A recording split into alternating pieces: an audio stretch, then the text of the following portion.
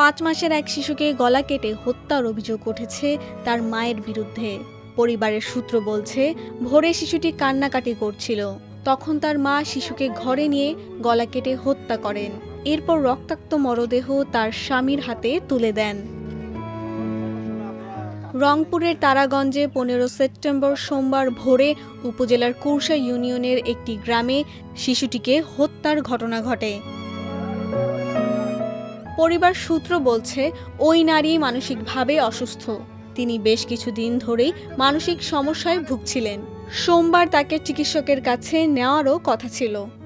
ওই জব করিয়ে ফিকে দিলে ধর তো ছাউনি আমাদের কাছে আসলে তখন ছোট বাচ্চা দুধ খাবা না, তা আমি দুধ পেলাম। আমার বাইটা একটা স্টিল আছে বসে আছে, তাই ঘুমাই। তুমি ফ্রেশ হও, মুখ চোখ ধন, দুইয়ে টুয়ে ডাক্তারের কাছে নিয়ে যাই। ডাক্তারের কাছে যোগাযোগ করছি, সবগুলো করছি। সকালে ধরি এখন কক্তরে চলে গেল।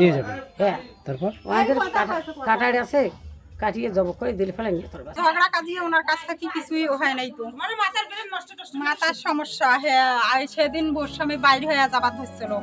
শিশুটির মৃত্যুর খবর পেয়ে অনেকে ভিড় করেছেন তার বাড়িতে।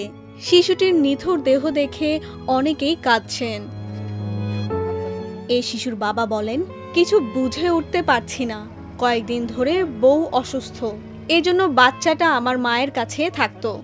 দুধ খাওয়ানোর জন্য কান্না করছিল সকালে, এজন্য ওর মার কাছে দেয়। মেয়েটার কান্না থামলো, কিন্তু এভাবে থামবে ভাবিনি কোনোদিন। এই ঘটনায় তারাগঞ্জ থানার ভারপ্রাপ্ত কর্মকর্তা এম.এ. ফারুক বলেন, ওই নারীকে আটক করা হয়েছে।